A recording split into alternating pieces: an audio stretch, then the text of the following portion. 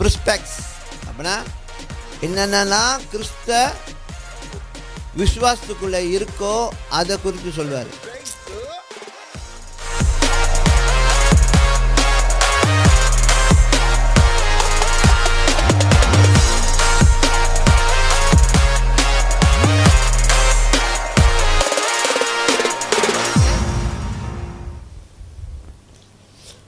நான் பார்க்குறோம் இந்த இந்த இந்த நிருபத்துடைய ஆரம்பத்தில் வந்து சுவிசேஷத்தை பற்றி சொல்லுவார்.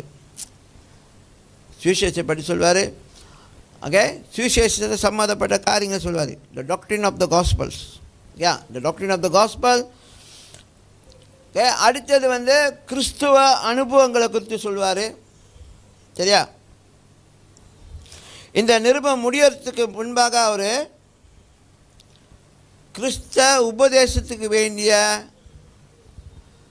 ப்ரிஸ்பெக்ட்ஸ் அப்படின்னா என்னென்னலாம் கிறிஸ்த விசுவாசத்துக்குள்ளே இருக்கோ அதை குறித்து சொல்வார். அப்படின்னா ஒரு கிறிஸ்தவன் கிறிஸ்துக்குள்ளே விசுவாசமாக இருக்கால அவனுடைய விசுவாசத்துக்கு என்னென்னலாம் தேவை, அவனுடைய விசுவாசத்துடைய நிலைக்கு என்னென்னலாம் அவசியமானது அதெல்லாம் பேசுகிறார்.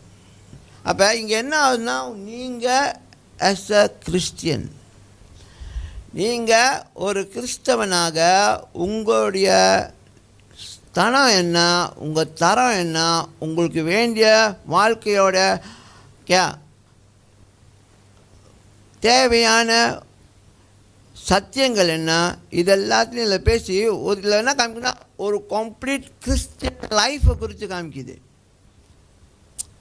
புரியுதா? எப்படினால பார்ப்பீங்க, அந்த கணவனுக்கு மனைவிக்குள்ள உறவை பற்றி பேசுவார், பிள்ளைங்களுக்கு பெற்றோர்களுக்குள்ள உறவை பற்றி பேசுவார், எஜமானுக்கும் வேலைக்காரங்களுக்கும் உள்ள உறவை பற்றி பேசுவார். இதெல்லாம் அந்த இடத்துல அந்த கிறிஸ்துவ தரத்தை வெளிப்படுத்தணும். பிள்ளைகள் உங்களுடைய பெற்றோருக்கு கீழ்ப்படியுங்கள்.